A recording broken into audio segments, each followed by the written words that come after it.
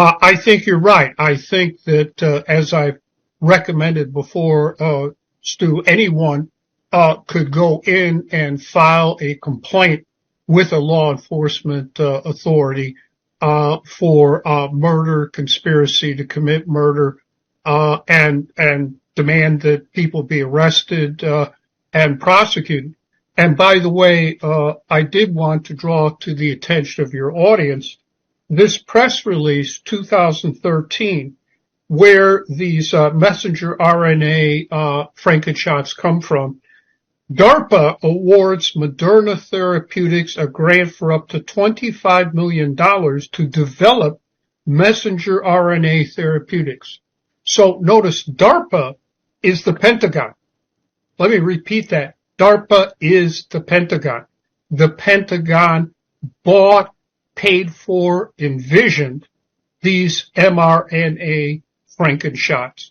And I should also point out, Fort Detrick was involved in the development of COVID-19, the offensive biological warfare weapon at the University of North Carolina, BSL-3. So the Pentagon is both sides of the argument here. They're developing the weapon and the alleged vaccines, which is also a weapon. But the proof is right here. So there's not a law, as far as we understand from where we sit, in this country, federal level, state level, municipal level, that protects anybody from deploying a weapon of biowarfare. It doesn't give them any kind of liability shield. There's no immunity to liability in a sense. So wouldn't it be true that this narrative about congressional liability for Pfizer is kind of a psyop? That's correct, Stu. The liability, that deals with civil liability, payment of damages. Here, we are talking about criminal responsibility. And in my book, Resisting Medical Tyranny, I outline the case for why the executives involved in the companies developing these mRNA Frankenshots are guilty of murder and conspiracy to commit murder. Yes. And you saw that report last week from Portugal that upwards of 300,000 Americans now have been murdered as a result of these mRNA Frankenshots. So this is quite serious. We cannot tolerate more Americans getting murdered by the Nazis who run these corporations. And if you look at the jab resolution, clearly what we have here is twofold. A violation of the Nuremberg Code on medical experimentation, exactly what the United States government prosecuted Nazi doctors for at Nuremberg, and some were executed. Now, I'm against the death penalty, so okay. But that gives you the idea of how severe the situation is. And then second, as the jab resolution correctly says, this is a Nuremberg crime against humanity. And Stu, since this is so important, let me read for you the definition of a Nuremberg crime against humanity. This was put in the Nuremberg Charter by the United States to deal with the Nazi persecution of German Jews. Let me read this here. Yeah, please. Crimes against humanity, murder, extermination, and other inhumane acts committed against any civilian population. The American people are being treated here like the Nazis treated German Jews. 300,000 are now dead. When are we going to stop this? Yeah, what is the threshold for death exactly? That brings me to another point. So you're talking about the executives at the companies that help to manufacture and then distribute these shots. What about the people inside of our government? They wouldn't be immune from criminal liability either. They ordered this up, in a sense, didn't they? That's correct. That would depend on certainly the FDA that has approved these Frankenshots. They violated the Nuremberg Code on medical experimentation. and have committed a Nuremberg crime against humanity and arguably are responsible for or could be indicted for murder and conspiracy to commit murder. Again, that requires mens rea on their part and malice aforethought.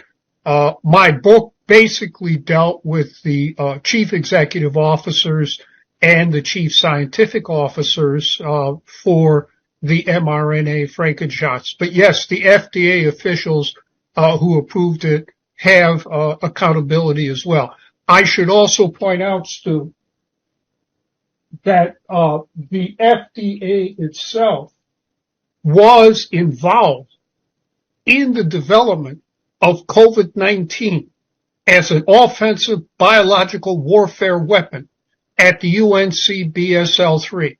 Let me read to you the contract. And it says who helped develop this thing, among others, National Center for Toxicological Research, Food and Drug Administration.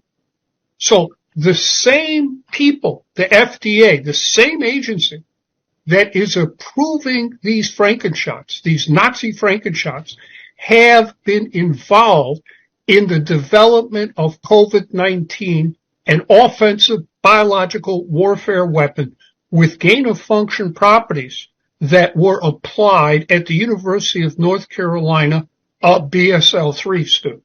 With Ralph Barrick's involvement, this is where Ralph Barrick comes in.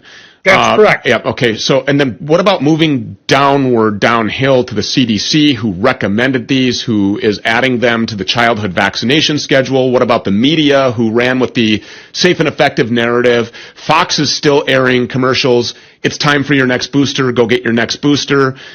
These people clearly, the BBC hitting me all the time, saying that I'm a conspiracy theorist, a radical conspiracy theorist on these shots. What about accountability for these people as well? I think the CDC also has accountability. The current director, Walensky, Biden appointed, she's from the Harvard Medical School. Harvard Medical School is also involved in the development of the COVID-19 at the UNC BSL-3 with Ralph Barrick along with the FDA. The CDC has been up to its eyeballs in offensive biological warfare weapons going back to the Reagan administration, when the Reagan administration authorized the CDC and American Type Culture Collection to ship 40 shipments of weapons they knew were weapon-specific biological warfare agents to Saddam Hussein in Iraq in the hope and expectation that he would weaponize them and use them against Iran. And then U.S. troops, after Gulf War I, went in there, blew these biowarfare labs up, and contaminated themselves. Are there politicians, are there members of our federal government, I'm talking about, in the House of Representatives or in the United States Senate, that are on committees that had the intel about this gain-of-function weapon of biowarfare being, manufactured, concocted, and whipped up at Fort Detrick, University of North Carolina, Chapel Hill, that the FDA was involved? I mean, ostensibly, it would seem to me that there would be people inside of our government that would know and have a forethought that this was going to happen. I think Senator Rand Paul, from what I've seen, is the one who has the best comprehension of what's going on here. But did they know beforehand? Did they know that this was going to be developed at the time? I mean, would they have known this? Would they have received intel documents that said, hey, we're going to make a weapon of biowarfare here in the United States, we're going to ship it offshore, and then we're going to release it on the world population? Well, Stu, I've been saying this for many years. If you take a look at there's a award-winning documentary called Anthrax Wars 2009 by Cohn and Nadler. You can get it online, dealing with the existential dangers presented by these BSL-3s and BSL-4s. And they asked me, because of my expertise, to consult with them. And at the end of this documentary, I say in the starkest terms possible, this is a catastrophe waiting to happen, unquote. Now, that was 2009. So, yes, at least my viewpoints on these matters have been out there in the public record. Indeed, in 2001, I was the first to blow the whistle on the fact that Amerithrax came out of a U.S. biological warfare weapon and weapons program and laboratory. That was November 3 at Harvard Divinity School, where the Council for Responsible Genetics was holding its convention, and I was conducting a workshop against biological warfare weapons. I said that to Fox TV, November 3. The next day, or the Monday after that, I said it to Pacifica Radio Network. And then I was on the BBC. The whole world heard me. And then I was censored off of everywhere after that point. An order was given. And no mainstream news media, Western mainstream news media, has ever interviewed me again. So I'm going to ask you to speculate here a little bit, and I know that you like to stick with facts, but what is the gain for the people who whipped this up and then released it? What is the gain for DARPA, the Pentagon, Ralph Baric, Fauci, EcoHealth Alliance, Peter Daszak? What is the end goal here, I guess? What's the end game? I think it's population control and reduction, Stu. If you read the reports now, worldwide, there have been excess deaths of about 12 million people. So I think that's the ultimate goal. Remember, that goes back to the infamous national security directive by Henry Kissinger, that it is in the national security interest of the United States for our policy to be population control and reduction. I've never read that was released. And then, of course, everyone's making large amounts of money off of this as well. As a lawyer, you represented world governments in the International Court of Justice. Why wouldn't any of so you're no hack. Why wouldn't any of our elected representatives in the Senate or Congress take you seriously when you're warning about this? Why would they write you off like that? I believe they've been threatened. I've been in touch with members of Congress about this matter, and soon thereafter they were threatened. For example, the one member of Congress was consulting me on one matter, and I raised with him the Ebola pandemic in West Africa. Walter Jones, he was a very powerful member of the House Armed Services Committee. He was consulting me on another matter, getting my legal opinion. And since he represented Fort Bragg down there where everyone were being deployed, I said, Congressman, he knew my expertise. I said, Congressman Jones, this West African Ebola pandemic came out of the Kenema BSL-4. It's extremely dangerous.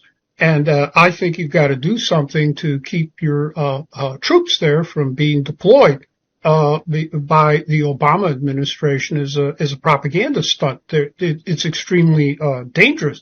This is biological warfare at work. And Congressman Jones said we discussed the matter, and then he said I'll get on it right away. I'll put my top staffer in touch with you. And we'll get on this right away, because these were his constituents. What happened? I was completely cut off. Obviously, someone had threatened Congressman Jones. He no longer returned my phone calls, no emails, no messages, no one in his staff either. Now, who would be able to threaten an extremely powerful member of the House Armed Services Committee to not even act on behalf of his own constituents there? And what was that threat? I don't know. But this personally happened to me, yes. And even after Congressman Jones died, I sent condolences to his office. They didn't even acknowledge receipt of my condolences. I think we probably know why. Certainly not every sheriff has been gotten to. Do you think that that's the course of action here, is for citizens to go to their sheriff and report that they've been assaulted with a weapon of biowarfare? Yes. And also go to your district attorney, state's attorney, county attorney. I'm dealing with the county attorney down there at Collier County. He's involved in drafting their health freedom declaration. We're making progress. And then there that. needs to be an enforcement mechanism in that That's resolution for how we move forward and what we do with the people who are responsible for this deployment, and then what we do with the stockpiles of this deployment. I think it's pretty clear at this point. I mean, it needs to be seized, it needs to be incinerated, and then the people responsible for it need to be put on trial and handed down sentences. That's not to excuse the Chinese Communist government. They knew full well they were developing an existentially dangerous offensive biological warfare weapon with gain-of-function properties, with HIV, DNA genetically engineered into there, and that was subjected to nanotechnology to aerosolize it. This stuff will travel up to 30 feet in the air. So I'm not excusing them at all, but they were developing it. The Wuhan Institute of Virology then is, by definition, a bioweapons lab. Pardon me? The Wuhan Institute of Virology then, by definition, is a bioweapons lab. Oh, yeah, that's China's Fort Detrick, Stu. What happened was, obviously, President Xi there, decided that he wanted to play with the big boys, and the big boys had a BSL-4 like we do, our Fort Detrick, or the British at Porton Down, and he was going to have his own BSL-4 and his own panoply of offensive biological warfare weapons, just as bad as anything we have. Right. Funded by the U.S. taxpayer, and there's no shortage of that going on around the world either, as we have reported on this program ad nauseum. Dozens of these bioweapons labs, just like the Institute of Virology in Wuhan, located in Ukraine, where we're sending hundreds of billions of dollars, and now we're getting reports about the same happening in Taiwan. Interestingly enough, the military-industrial complex wants U.S. boots on the ground there. Lindsey Graham, the Pfizer whore, the fossil in the D.C. Beltway there, is advocating for U.S. boots on the ground in Taiwan. Seems that they know where all of the bodies are buried, Professor Boyle. Thank you so much for coming here. We certainly appreciate it.